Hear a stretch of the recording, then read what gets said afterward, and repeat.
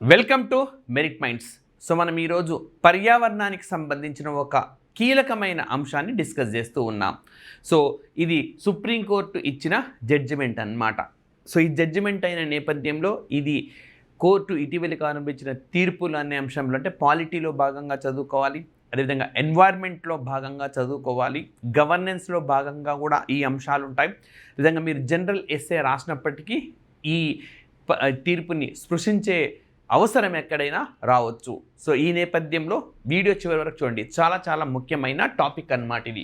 So supreme court మనకు ఈ ఒక 2 days బ్యాక్ ఇచ్చిన జడ్జిమెంట్ ఏంటి? ఈ జడ్జిమెంట్ అంటే ఆఫీస్ మెమరాండం అనే దాన్ని సుప్రీంకోర్టు కొట్టివేసింది.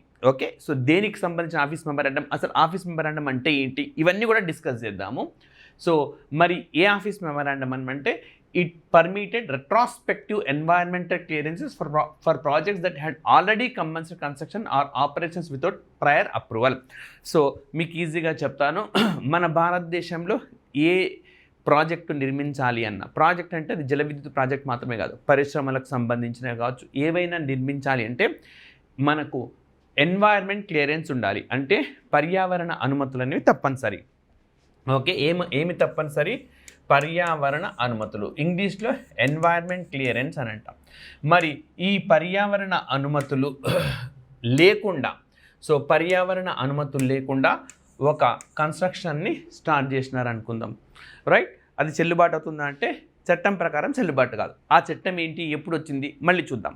సో అనుమతి తీసుకొని కన్స్ట్రక్ట్ చెయ్యి అని చెప్తున్నారు, లేదు అనుమతి లేకుండా కన్స్ట్రక్ట్ చేసినారు, అప్పుడు మరి అనుమతి ఇచ్చినట్టుగా ఆదేశాలు ఇవ్వడమే ఆఫీస్ మెమరాండం అన్నమాట.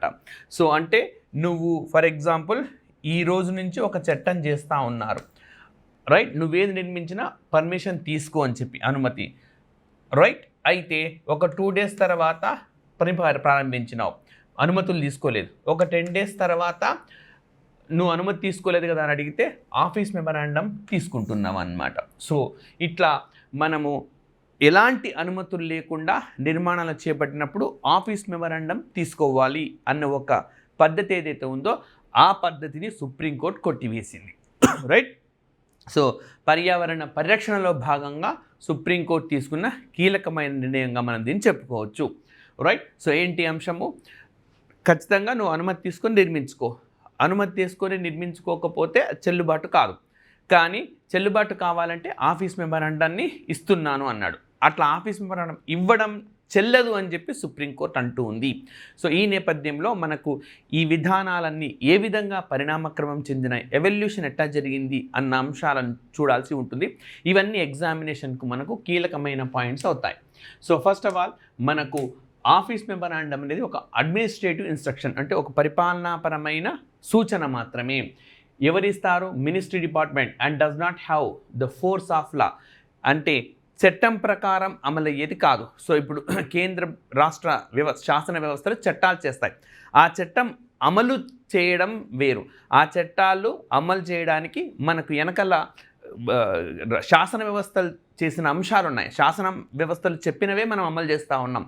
సో మనం వెహికల్పై మనం వెళ్తూ ఉంటే ఖచ్చితంగా హెల్మెట్ పెట్టుకోవాలి, లైసెన్స్ ఉండాలి, అండ్ ఇవన్నీ ఉన్నప్పుడే ఖచ్చితంగా మనం లైక్ ఏ పోలీస్ కూడా మనని ఆపరు. లేదు అని అంటే ఇవి చూపెట్టండి, నేను చూపెట్టను, అవసరం లేదు అనడానికి కుదరదు. ఎందుకనంటే ఇవి అలా ఉండాలి అని చెప్పి శాసనాలు ఉన్నాయి, మనకు లాస్ ఉన్నాయి, కాబట్టే వాళ్ళు అడుగుతారు. సో లాస్ లేకుండా చెల్లుబాటు కాదు. అంటే మనకు ఆఫీస్ మెమరాండం అనేది కేవలం ఒక పరిపాలనాపరమైన సూచన మాత్రమే, కానీ అది చట్టం కాదు, చట్టబద్ధత దానికి లేదు అని చెప్పి సుప్రీంకోర్టు పేర్కొంటుంది. సో మరి దీనికి భిన్నంగా స్టాట్యుటరీ నోటిఫికేషన్, అంటే చట్టబద్ధమైన నోటిఫికేషన్ ఏమంటుంది? Issued and authority granted by statute. So ఒక చట్టం అన్నమాట. ఫర్ ఎగ్జాంపుల్ 1986లో ఎన్వైరన్మెంట్ యాక్ట్ చేసినారు, పర్యావరణ పరిరక్షణ చట్టము. సో దాన్ని శాసన వ్యవస్థ ఆమోదించింది అండ్ దెన్ గజెట్లో ప్రచురించినారు, కాబట్టి దానికి చట్టం ఉంటుంది. సో ఇందులోని అంశాలన్నింటినీ కూడా అమలు చేస్తారు. అమలు చేయడానికి ఇది ఒక బ్యాకప్ అన్నమాట మనకు. అయితే ఆఫీస్ మెమరాండం అనేది అట్లా కాదు కదా, అది ఒక పరిపాలనాపరమైన సూచన మాత్రమే. ఆఫీస్ మెమరాండం తీసుకుంటున్నారు, నువ్వు అనుమతి తీసుకొని కట్టుకో పర్యావరణ అనుమతి తీసుకొని కట్టుకో అని చెప్తే అట్లా అనుమతి తీసుకోకుండా నిర్మాణాన్ని ప్రారంభించి ఎవరైనా ప్రశ్నిస్తే అదిగో ఆఫీస్ మెమరాండం తెచ్చుకుంటున్నాను అని చెప్పి తెచ్చుకుంటున్నారు. మరి ఆఫీస్ మెమరాండము చట్టం ఒకటే అవుతాయా? ఒకటి కావు. సో ఇది మనకు అంశం అన్నమాట. అందుకే మనకు చాలా క్లియరెన్స్. రేపొద్దున్న ఏ కారణంతో సుప్రీంకోర్టు రెట్రాస్పెక్టివ్ అనుమతులను, అంటే తర్వాత నిర్మాణం చేపట్టిన తర్వాత అనుమతులు తీసుకుంటానంటే సుప్రీంకోర్టు ఏ కారణంతో కొట్టివేసింది అని చెప్పి అడగొచ్చు. సో ఆఫీస్ మెమరాండం అనేది చట్టబద్ధత ఉండదు, అది పరిపాలనాపరమైన సూచన మాత్రమే అని చెప్పి సుప్రీంకోర్టు ఈ జడ్జిమెంట్లో పేర్కొంది. రైట్. సో మరి యాక్చువల్గా దీని బ్యాక్గ్రౌండ్గా మనం పరిశీలిస్తే మనకు ఎన్వైర్న్మెంట్ ఇంపాక్ట్ అసెస్మెంట్ నోటిఫికేషన్ అనేది 2006 చట్టంలో పేర్కొన్నారు. అంటే పర్యావరణ ప్రభావాన్ని గణించడం. సో ఈ ఒక ప్రాజెక్ట్ నిర్మించడం వల్ల పర్యావరణం పైన ఎలాంటి ప్రభావం పడుతుంది దాన్ని గణించాలి. రైట్. అదేవిధంగా ఒక పరిశ్రమ నిర్మిస్తూ ఉంటే పర్యావరణం సంబంధించి ఎలాంటి ప్రభావం పడుతుంది, సో ఇవన్నీ కూడా గణించాల్సి ఉంటుంది. ఇవన్నీ పరిశీలించి అప్పుడు పర్యావరణ అనుమతిస్తారు. రైట్. సో ఆ ప్రాజెక్టు ప్రారంభం కాకమునిపే మనకు పర్యావరణాన్ని గణించాలి అండ్ పర్యావరణ అనుమతి కూడా లభించాలి. రెండు కావాలి. So despite this requirement many projects began operations without ECs. So ఇట్లా మనకు చట్టం స్పష్టంగా పేర్కొంది ఇలా ఉండాలి అని చెప్పి. అలా ఉన్నప్పటికీ మెనీ ప్రాజెక్ట్స్ బిగాన్. సో చాలా ప్రాజెక్టులు ప్రారంభమైపోయినాయి. ఈ పద్ధతిని ఏమాత్రం పట్టించుకోకుండా చాలా ప్రాజెక్టులు ప్రారంభమైపోయినాయి. సో మరి ఎట్లా ప్రారంభించినావు అని అడిగితే ఆఫీస్ మెమరాండం తెచ్చుకుంటున్నారు అనమాట. మరి ఇట్లా ఎంత చేస్తారు? పర్యావరణం విధ్వంసం అయిపోతుంది కదా. సో అది సుప్రీంకోర్టులో ఇప్పుడు లేవనెత్తిన ప్రశ్న అనమాట. రైట్. సో మరి పాస్ట్ వయోలేషన్స్, ఈ విధంగా చాలా వయోలేషన్స్ జరిగినాయి. ఇట్లా ఉల్లంఘనలు, అనుమతి తీసుకొని కట్టుకోవాలన్నారు, అనుమతి లేకుండా కట్టుకున్నారు. మరి ఇవన్నీ ఉల్లంఘనలు జరిగినాయి. దీనికి కేంద్రం ఏం చేసింది అని అంటే 2007 స్టాట్యుటరీ నోటిఫికేషన్, 2017లో మనకు ఒక చట్టబద్ధంగా ఒక నోటిఫికేషన్ వెలువరించింది. ఏంటి? 6 months amnesty allowing violators to disclose violations and seek EC after environmental appraisal. అంటే ఒక్కసారి మాత్రమే, అంటే నువ్వు తప్పు చేసినావు, సో ఒక్కసారికి ఎక్స్క్యూజ్ చేస్తారు. అది కూడా కండిషన్ ఏంటి? 6 నెలల లోపల నువ్వు ఎన్వైర్న్మెంట్ క్లియరెన్స్ తీసుకోవాల్సి ఉంటుంది. సో అనుమతి తీసుకొనే కట్టాలి, కానీ తీసుకోకుండా స్టార్ట్ చేసినావు, కానీ ఒక్క అవకాశం ఇస్తున్నా, 6 నెలల లోపల నువ్వు అనుమతి తీసుకో. సో ఈ ఎన్వైర్న్మెంట్ క్లియరెన్స్ ఈ పర్యావరణానికి ఈ విధంగా విధ్వంసం జరుగుతుంది అనుకుంటే దానికి అలా జరగకుండా ఏ విధంగా నువ్వు ప్రాజెక్ట్ నిర్మించాలో నిర్మించుకో అని చెప్పి ఒక అవకాశం ఇచ్చినారు. ఎప్పుడు వచ్చింది? 2017 స్టాట్యుటరీ నోటిఫికేషన్. సో బాగా ఇంపార్టెంట్. 2017లో మనకు జిఎస్టీ వచ్చింది, 2017లో ఇది కూడా వచ్చింది.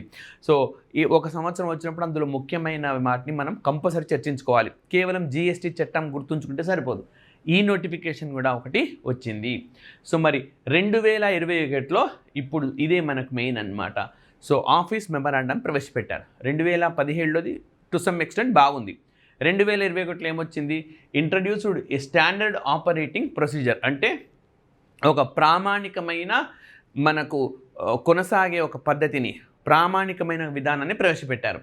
Enabling ongoing mechanism for granting ex post facto ECs to violation cases.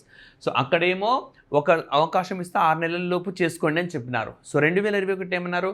మనకు ఆఫీస్ మెమరాండం అనేది ఒక ప్రవేశపెట్టి దాన్ని ఒక ప్రామాణికమైన పద్ధతిగా మార్చినారు. దీన్నే ఇప్పుడు కొట్టేసింది సుప్రీంకోర్టు. సో ఈ పద్ధతి కుదరదు, ఎందుకంటే ఇది కేవలం పరిపాలనాపరమైన సూచన మాత్రమే. సో చట్టం వేరు, సూచనలు వేరు, రెండింటిని ఒక్క ఘాటిని ఎట్లా కట్టేస్తారు అని చెప్పి సుప్రీంకోర్టు మనకు ప్రశ్నించింది. మరి 2021 ఓఎం ఏమని చెప్పింది? సో సుప్రీంకోర్టు 2021 మనకు ఆఫీస్ మెమరాండం స్టాట్యుటరీ అథారిటీ కాదు, చట్టబద్ధమైన ప్రాధికార సంస్థ వచ్చినది కాదు. And was merely an administrative instruction, పరిపాలనాపరమైన అనుమతి. It created perpetual mechanism for regularising environmental violations. So పర్యావరణపరమైన నిబంధనలను అతిక్రమించినా కూడా ఇదేం చేస్తుంది? రెగ్యులరైజ్ చేస్తూ ఉంది, క్రమబద్ధీకరిస్తుంది. అంటే చూడండి, నువ్వు పర్యావరణానికి సంబంధించిన సర్టిఫికేషన్ తీసుకొని నువ్వు అనుమతి తీసుకొని నిర్మించు అని చెప్తున్నాం. అట్లా నిర్మించట్లేదు వాడు. ప్రాజెక్టును స్టార్ట్ చేసినాడు, ప్రాజెక్టును స్టార్ట్ చేసి అడిగినప్పుడు రెగ్యులరైజ్ చేసుకుంటున్నాడు. ఓఎం అనే పద్ధతి ద్వారా రెగ్యులరైజ్ చేసుకుంటా ఉన్నాడు. సో దీనివల్ల పర్యావరణానికి తీవ్ర స్థాయిలో నష్టం జరుగుతుంది. పర్యావరణ నష్టం జరగడం అనేది మన ప్రాథమిక హక్కు వయోలేషన్. సో ఆ అంశాన్ని కూడా సుప్రీంకోర్టు ఇందులో ప్రస్తావించింది. మరి an executive instruction cannot override or modify delegated legislation issued under a statute.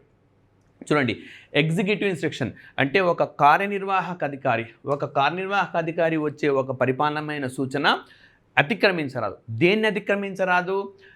Modified delegated legislation. So ఒక చట్టాన్ని అతిక్రమించరాదు. సో పార్లమెంట్ ఒక చట్టం చేసింది, ఆ పార్లమెంట్ చట్టాన్ని యాస్టిస్గా నువ్వు అమలు చేయి, అంతేగాని నీ సూచన అనేది పార్లమెంట్ చట్టాన్ని ఉల్లంఘించేలా ఉండరాదు, శాసనసభ చేసే చట్టాన్ని ఉల్లంఘించేలా ఉండరాదు అని చెప్పి క్లియర్గా కార్యనిర్వాహక వ్యవస్థ అనేది మనకు శాసన వ్యవస్థ ప్రకారమే కొనసాగాలి, కానీ తన ఇష్టారీతిన వ్యవహరిస్తానంటే కుదరదు అని చెప్పి ఇందులో స్పష్టం చేసింది. సో ఇంత డెప్త్గా కూడా మనకు క్వశ్చన్స్ వచ్చే అవకాశం ఉంది. ఏటికాయడు మనకు క్వశ్చన్స్లో డెప్త్నెస్ అనేది పెరుగుతా ఉన్న నేపథ్యంలో అలాంటి టాపిక్స్ని మీకు మెరిట్ మైండ్స్ అందిస్తుంది. ఇలాంటి అంశాలన్నింటినీ కూడా మెరిట్ మైండ్స్ మ్యాగజైన్లో కూడా మేము మీకు అందిస్తూ ఉన్నాం. సో కాబట్టి దాన్ని కూడా మీరు అధ్యయనం చేయండి. Next, consequently the OM was declared ultra wires environment protection act. So office memorandum అనేది 1986 నాటి పర్యావరణ పరిరక్షణ చట్టాన్ని ఉల్లంఘిస్తుంది, కాబట్టి ఇది చెల్లుబాటు కాదు అని అంటారు. రేపొద్దున ఎగ్జామినేషన్లో మల్టిపుల్ చాయిస్ క్వశ్చన్స్లో ఏమని అడగొచ్చు మనకు, 2021 నాటి OM అంటే ఆఫీస్ మెమరాండం దేన్ని ఉల్లంఘిస్తుందని సుప్రీంకోర్టు స్పష్టంగా పేర్కొంది అంటాడు. సో దేన్ని ఉల్లంఘిస్తూ ఉన్నది? మనకు పర్యావరణ పరిరక్షణ చట్టం 1986ను ఉల్లంఘిస్తూ ఉంది. ఓకే, సో ఇది మనకు అంశము. అండ్ నెక్స్ట్ వచ్చేసి లిమిటెడ్ స్టాట్యుటరీ ఆమ్నెస్టీ పర్మిసిబుల్. అంటే మీరు చట్టాన్ని ఏమైనా ఉల్లంఘించాలంటే చాలా పరిమితమైన అంశాల్లో ఉంటాయి. The court clarified that exposed facto ISIS cannot be granted through executive orders. అంటే నువ్వు అనుమతి తీసుకొని నిర్మించుకో, అనుమతి తీసుకోకుండా నిర్మిస్తున్నావు, అలాంటి సందర్భంలో నువ్వు చట్టం ప్రకారమే అనుమతి తెచ్చుకోవాలి, కానీ కార్యనిర్వాహక అధికారి ద్వారా తెచ్చుకోకూడదు. అంటే you need to get the permission from the legislative systems, not with the executives. So okay, శాసన వ్యవస్థలు వేరు, కార్యనిర్వాహక వ్యవస్థలు వేరు. శాసనాలు చేసే వాటిని అమలు చేసేవే కార్యనిర్వాహక వ్యవస్థలు. కాబట్టి నువ్వు శాసన వ్యవస్థ నుంచి అనుమతి తెచ్చుకో, కానీ ఎగ్జిక్యూటివ్ నుంచి అనుమతి తెచ్చుకోరాదు అని చెప్పినారు. ఓకే, అయితే central government may issue narrowly tailored statutory under section 3 of environment protection act 1986. So అంటే అయితే కొన్ని సందర్భాల్లో ఇవ్వవచ్చు. అది కూడా ఎవరు? కేంద్ర ప్రభుత్వము. దేని ప్రకారము? 1986 సెక్షన్ 3 ప్రకారం. సో ఇవి మనకు డెప్త్గా అడగదగ్గ ఛాన్సెస్. సో ప్రాజెక్టు నిర్మాణం ప్రారంభించిన తర్వాత ఏ సెక్షన్ ప్రకారం అనుమతి తెచ్చుకోవచ్చు, లేదా ఏ సందర్భాల్లో తెచ్చుకోవచ్చు అనేది question. So in which cases permission can be sought అని అడుగుతాడు. సో ఎప్పుడు పబ్లిక్ ఇంట్రెస్ట్ ఉండాలి. పబ్లిక్ ఇంట్రెస్ట్ అంటే ప్రజా ప్రయోజనం ఉండాలి. ఒక వ్యక్తి ప్రయోజనం కాకుండా విశాలమైన ప్రజా ప్రయోజనం ఉన్నప్పుడు సరే ఎగ్జిక్యూటివ్ ఆర్డర్ సరిపోతుంది అంటాడు. అదేవిధంగా applicable only to clearly identified categories of projects. So మన ప్రాజెక్టులను వేరు కేటగిరీలుగా చేశారు. ఆ కేటగిరీలు ఏంటో కూడా నేను చెప్తాను. సో ఏ కేటగిరీకి ఈ తరహా శాసన వ్యవస్థ కాకుండా కేవలం కార్యనిర్వాహక వ్యవస్థ ఉత్తర సరిపోతుందో ఆ కేటగిరీస్ని కూడా పేర్కొన్నారు. ఆ కేటగిరీస్ కూడా చెప్తాను నేను. Next, satisfies the principles of reasonableness and proportionality. అంటే సో సహేతుకంగా ఉండాలి. ఓకే, సహేతుకంగా ఉన్నప్పుడు ఇస్తారనమాట. ఎస్, దీనివల్ల పెద్ద పర్యావరణ ఉల్లంఘన అనేది జరగదు, పైగా చాలామందికి ప్రయోజనం కలుగుతుంది అని అనుకున్నప్పుడు అనుమతిస్తారు. రైట్. సో మరి కేటగిరీస్ ఏమేమి ఉన్నాయి? కేటగిరీ A, B1, B2 ఉన్నాయి. సో నేరుగా ఇవి కూడా ఎగ్జామినేషన్లో క్వశ్చన్స్ వచ్చే అవకాశం ఉంది. సో పర్యావరణ చట్టం ప్రకారం కేటగిరీ A, B1, B2 ఏమి అని. సో కేటగిరీ A వచ్చేసి national level projects with significant impacts. అంటే జాతీయ స్థాయి ప్రాజెక్టులు అనమాట. మనకు పెద్ద పెద్ద డ్యామ్లు, ప్రధాన రహదారులు. రైట్. ఇప్పుడు మనకు అండమాన్ నికోబార్లో ఒక పెద్ద ప్రాజెక్ట్ చేపట్టారు సుమారుగా 81,000 కోట్లతో. అట్లాంటివన్నీ కేటగిరీ A కింద వస్తాయి. లేదు అని అంటే ఒక నేషనల్ పార్క్ గుండానో లేదా టైగర్ రిజర్వ్ల గుండానో లేదా ఇట్లాంటి మనకు లైక్ ఇకలాజికల్లీ సెన్సిటివ్ ఏరియాస్లోనో ప్రాజెక్ట్ని చేపట్టారనుకోండి. సో వాటిని లార్జ్ కేటగిరీ A కింద చూస్తాం. B1 అంటే moderately sized projects with regional impact. So మోడరేట్గా అన్నమాట. సో కేటగిరీ ఎంత పెద్దవి కాదు, సో మధ్యస్థంగా ఉంటాయి, అయితే కేవలం ఆ ప్రాంతంపైనే ప్రభావం చూపుతాయి. కొన్ని ఏంటంటే చాలా పెద్ద ప్రాంతాల్లో ప్రభావం చూపెట్టవచ్చు. ఫర్ ఎగ్జాంపుల్ పశ్చిమ కనుమల్లో ఏదైనా ప్రాజెక్ట్ చేపట్టినారనుకోండి, మొత్తం మనకు గుజరాత్ నుంచి కేరళ వరకు ఈ పశ్చిమ కనుమలు వెస్టర్న్ ఘాట్స్ విస్తరించున్నాయి. అక్కడంతా ప్రభావం చూపుతాయి అన్నమాట లార్జర్ ప్రాజెక్ట్స్. ఒక ప్రాజెక్ట్ కడితే 2-3 రాష్ట్రాలపైన ప్రభావం చూపే అవకాశం ఉంటుంది. అట్లా కాకుండా కేవలం కొంత ప్రాంతాన్ని పై ప్రభావాన్ని చూపెట్టే మధ్యస్థంగా ఉండే ప్రాజెక్టులు కేటగిరీ B1. కేటగిరీ B2 అని అంటే small scale project with less impact, చాలా తక్కువ ఇంపాక్ట్ ఉంటుంది. ఒక చిన్న కుటీర పరిశ్రమ లాంటివి. జనరల్గా కుటీర పరిశ్రమలు అంటేనే పర్యావరణం ఇబ్బంది ఉండదు. ఉదాహరణగా చెప్తున్నా, చాలా చిన్న పరిశ్రమలు చాలా పరిమితమైన పర్యావరణ ప్రభావాన్ని చూపుతాయి అన్నమాట. సో వాటిని కేటగిరీ B2 కింద చూస్తారు. రైట్, మరి మనకు ఏ ప్రాధికార సంస్థలు ఉన్నాయి ఈ చట్టాన్ని అమలు చేయడంలో భాగంగా పనిచేస్తున్న ప్రాధికార సంస్థలు ఏవి అని అంటే, ఫర్ కేటగిరీ ఏకి సెంట్రల్ ఎక్స్పర్ట్ అప్రైజల్ కమిటీ అని వస్తుంది. అంటే కేంద్ర నిపుణుల పరిశీలన కమిటీ అన్నమాట. కేంద్ర నిపుణుల పరిశీలన కమిటీ. సో కేటగిరీ ఏకు state expert appraisal committees for category B projects. So ఎవరు అసెస్ చేస్తారు, ఇది కూడా మనకి ఎగ్జామినేషన్లో క్వశ్చన్. సో మనకు స్టేట్ లెవెల్ ప్రాజెక్టులకు కేటగిరీ B, అదేవిధంగా state environment impact assessment authorities, so రాష్ట్రంలో ఉంటాయి రాష్ట్ర పర్యావరణ ప్రభావ గణన ప్రాధికార వ్యవస్థలు అన్నమాట. సో ఇవేమో మనకు రాష్ట్ర స్థాయిలో పర్యావరణ అనుమతులు ఇచ్చేవన్నమాట. సో ఈ ఇన్స్టిట్యూషనల్ అథారిటీస్ అన్ని 1986 యాక్ట్ ప్రకారం మనకి ఏర్పాటైనవి. సో అవి కూడా మనకి ఎగ్జామినేషన్లో క్వశ్చన్స్గా వస్తూ ఉంటాయి. అండ్ మరి భారతదేశంలో ఎన్వైర్న్మెంట్ ఇంపాక్ట్ అసెస్మెంట్ అంటే పర్యావరణ ప్రభావ గణన అనేది ఏ విధంగా పరిణామక్రమం చెందుతూ వచ్చింది. సో మనకు నేరుగా ఇది క్వశ్చన్ రూపంలో వచ్చే అవకాశం ఉన్నది మెయిన్స్లో.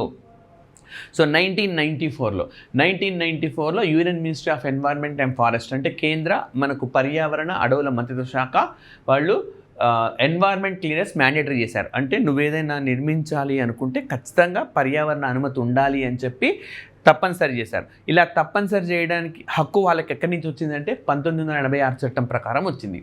ఎప్పుడు ఇది 1994లో. సో మీకు ఎప్పుడు 1994 అన్నా ఈ అంశం గుర్తుకు రావాలి. అదేవిధంగా ఎస్ఆర్ బొమ్మాయి కేసు గుర్తుకు రావాలి. ఎస్ఆర్ బొమ్మాయి కేసులో మనకేం చెప్పినారు, లైక్ ఫెడరలిజం అంటే సమాఖ్య అనేది ఒక బేసిక్ స్ట్రక్చర్ అన్నారు, ఒక బేసిక్ స్ట్రక్చర్ డాక్ట్రిన్ అన్నమాట. సో దాన్ని రాజ్యాంగం సవరించరాదు అని చెప్పినారు. అదేవిధంగా 1994లో మనకు జమైకాలోని కింగ్స్టన్ కేంద్రంగా ఇంటర్నేషనల్ సీబెడ్ అథారిటీ అనేది ఏర్పాటైంది 1994 నవంబర్ 16న. సో ఎప్పుడు 1994 అన్నా కూడా మనకు ఈ 3 అంశాలు గుర్తుకు రావాలి. అంతర్జాతీయమైతే లేదా పర్యావరణం కింద ఈ రెండింటిని గుర్తుపెట్టుకోండి. పర్యావరణ అనుమతులను తప్పనిసరి చేసినారు మొట్టమొదటిసారిగా 1994లో. అదేవిధంగా ఈ సముద్ర పర్యావరణాన్ని పరిరక్షించడం కోసం ఇంటర్నేషనల్ సీబెడ్ అథారిటీ జమైకాలోని కింగ్స్టన్ కేంద్రంగా ఏర్పడింది. నెక్స్ట్ మూడోది ఫెడరలిజం, ఎస్ఆర్ బొమ్మాయి కేసులో జడ్జిమెంట్ అన్నమాట. సో నెక్స్ట్ మరి 2006లో ఏంటి, it is the governing legal instrument to grant green clearances for establishment or expansion of an industry on the base of the expected environmental impact of the project. So ఒక పరిశ్రమను కొత్తగా నిర్మించడం కానీ ఉన్నదాన్ని విస్తరించడం కానీ పర్యావరణ ప్రభావం ఏ విధంగా ఉంటుందో కంపల్సరీగా పరిశీలించాలి అని చెప్పి 2006లో తీసుకొని వచ్చింది. So it made mandatory for various projects such as mining కానీ థర్మల్ పవర్ ప్లాంట్స్ కానీ, అంటే మనకు బొగ్గు ఆధారిత విద్యుత్ ప్రాజెక్టులు కానీ రివర్ వ్యాలీస్లో చేపట్టేవి కానీ ఇన్ఫ్రాస్ట్రక్చర్ ఇండస్ట్రీస్ ఇవన్నీ కూడా నువ్వు ఏది పర్యావరణ పరంగా నిర్మించాలనుకున్న పర్యావరణ ప్రభావాన్ని ఏ విధంగా ఉంటుంది గణించాలి. సో 1994లో వచ్చిన నిబంధన, 2006లో వచ్చిన నిబంధన, అన్ని అనుమతులు తీసుకొని చేసుకో అని చెప్పినారు. కానీ అనుమతులు తీసుకోకుండా నిర్మాణాలు ప్రారంభించినారు. వాళ్ళ కోసం 2017లో ఒక ఎగ్జామ్షన్ వచ్చింది. ఒక్కసారి నేను ఛాన్స్ ఇస్తున్నా, 6 నెలల పాటు నువ్వు అనుమతి తీసుకో, పర్యావరణం పైన ప్రభావం పడుతుంది అంటే ఆపేసే, లేదు పర్యావరణం పైన ప్రభావం తక్కువనే పడుతుంది కానీ లార్జర్ ఇంట్రెస్ట్ ఉంది, ప్రజా ప్రయోజనం విస్తృతంగా ఉంది అనుకున్నా, లేదా ఆ నష్టాన్ని మనం భరించగలము, లేదా ఒక 10 చెట్లు కొట్టేయాల్సి వచ్చింది ఇంకొక 20 చెట్లు పెంచు అని చెప్పొచ్చు కదా, ఆ విధంగా అనమాట. ఆ విధంగా మనం నష్టాన్ని భర్తీ చేసేటట్టున్నా కొనసాగించు అని చెప్తారు. కానీ 2021లో ఏం చేసినారు, మళ్ళీ ఆఫీస్ మెమరాండం తెచ్చినారు. ఈ ఆఫీస్ మెమరాండం చెల్లదు, ఇన్ని చట్టాలు చట్టాలు ఉండగా ఇంత స్పష్టత ఉండగా కేవలం ఆఫీస్ మెమరాండం ఏ విధంగా చెల్లుతుంది? ఈ చట్టాలన్నీ చట్టబద్ధంగా వచ్చినాయి, పార్లమెంట్ వ్యవస్థ తీసుకొని వచ్చింది, పార్లమెంట్ వ్యవస్థ తీసుకొని వచ్చిన వాటిని అమలు చేయాలి, కానీ నువ్వు ఒక కొత్త ప్రొసీజర్ తీసుకొచ్చి వీటిని ఉల్లంఘించితే అది కుదరదు అని చెప్పింది. సో ఎన్ని రకాలుగా మనం వినియోగించుకోవచ్చో ఈ అంశాన్ని ఒకసారి ఆలోచించండి. సో అందుకే చాలా ఇంపార్టెంట్ అన్నమాట. The new legislation has put onus clearing projects on the state government depend. అయితే కొన్ని సందర్భాల్లో స్టేట్ గవర్నమెంట్ ఆ ప్రాజెక్ట్ సైజు ఇది ముఖ్యమైనది అనుకుంటే, లైక్ పోలవరం ప్రాజెక్ట్ ఉంది తెలుగు రాష్ట్రాలకు సంబంధించింది, ఆంధ్రప్రదేశ్. సో కంపల్సరీ అనుకున్నప్పుడు 1994లో స్వల్ప మార్పులతోటి దానికి అనుమతులు అనేవి ఇస్తూ ఉంటారన్నమాట, రైట్? సో మరి ప్రాథమిక హక్కులకు సంబంధించి సుప్రీంకోర్టు జడ్జిమెంట్లో ఈ పర్యావరణానికి సంబంధించిన ఈ జడ్జిమెంట్లో సుప్రీంకోర్టు కొన్ని ప్రాథమిక హక్కులను కూడా ఉల్లంఘించింది. ఏంటి? సో రైట్ 2021 ఏమి వైలేట్ చేసింది? 2021 అఫీషియల్ మెమరాండం అనేది ఉల్లంఘించింది. వేటిని ఉల్లంఘించింది? ఆర్టికల్ 14 చట్టం ముందు సమానత్వం, చట్టం నుంచి సమాన రక్షణ. సో రెగ్యులరేషన్ చేయడం అన్నది, నువ్వు రైట్ నిర్మాణం ప్రారంభించిన తర్వాత అనుమతి తీసుకోవడానికి వస్తే దాన్ని క్రమబద్ధీకరిస్తున్నావు అంటే అందరికీ ఇట్లా ఇవ్వట్లేదు, కొందరికి ఇస్తున్నావు, కొందరికి ఇవ్వట్లేదు, అంటే చట్టం ముందు సమానత్వం అనేది ఉల్లంఘిస్తున్నావు. రెండోది, చట్టం నుంచి అందరికీ సమానమైన రక్షణ కావాలి. సో కొందరికి క్రమబద్ధీకరించి మరికొందరికి క్రమబద్ధీకరించడం అన్నది ఆర్టికల్ 14 ప్రకారము ఉల్లంఘన. అదేవిధంగా ఆర్టికల్ 21 ప్రకారము సో మనకు మంచి పర్యావరణం అన్నది ఆర్టికల్ 21 ప్రకారం ఒక ప్రాథమిక హక్కు అని చాలా జడ్జిమెంటల్లో కోర్టు ఇప్పటికే చెప్పింది. రైట్ టు లైఫ్ అనమాట, జీవించే హక్కు మనకు ఉంటుంది. సో ఆ జీవించే హక్కు అనేది ఈ సందర్భంలో ఉల్లంఘనకు గురి అవుతా ఉన్నది, రైట్? సో నువ్వు జీవించే హక్కు నీకుంది. అలా జీవించాలంటే పర్యావరణం కూడా మంచిగా ఉండాలి. సో నువ్వు పర్యావరణాన్ని విధ్వంసం చేస్తున్నావనంటే ఆ హక్కును ఉల్లంఘిస్తున్నట్టే. సో చాలా కేసుల్లో దీన్ని ఒక ఇంటర్ప్రిటేషన్ చేసింది. సో ఆర్టికల్ 21లో భాగంగా చాలా అంశాలను ఇటీవలి కాలంలో కూడా సుప్రీంకోర్టు జడ్జిమెంట్ రూపంలో ఇచ్చింది. So like right to safe journey, అంటే నువ్వు ఎలాంటి ఇబ్బంది లేకుండా సురక్షితంగా ప్రయాణించడం కూడా ఆర్టికల్ 21లో భాగము అని చెప్పింది. సో అదేవిధంగా రైట్ టు ట్రామా కేర్, ఈ మనిషి అనారోగ్యంగా ఉంటూ ఇబ్బందుల్లో ఉన్నప్పుడు ఆ సంరక్షణ అనేది కూడా ఒక ప్రాథమిక హక్కు అని చెప్పింది. అదేవిధంగా right to walk on footpath, so ఫుట్పాత్లపై నడవడం కూడా ఒక ప్రాథమిక హక్కు అని చెప్పింది. ఇవన్నీ ఇంటర్ప్రిటేషన్స్. అదేవిధంగా గతంలో చాలా అంశాలను ప్రస్తావించింది.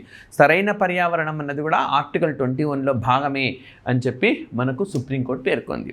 సో ఇది మనకి ఈ రోజుకు సంబంధించిన అంశము, ఎన్వైర్న్మెంట్కు సంబంధించింది. సో ఎగ్జామినేషన్స్లో మనకు చాలా చాలా ఇంపార్టెంట్ అనే నేపథ్యంలో మీకు పూర్తి స్థాయిలో ఆస్పిరెంట్స్కి అందివ్వాలని చెప్పి మెరిట్ మైండ్ దీన్ని అందించింది. సో వీడియోని అందరూ కూడా లైక్ చేయండి, షేర్ చేయండి, సబ్స్క్రైబ్ చేసుకోండి. Thank you very much.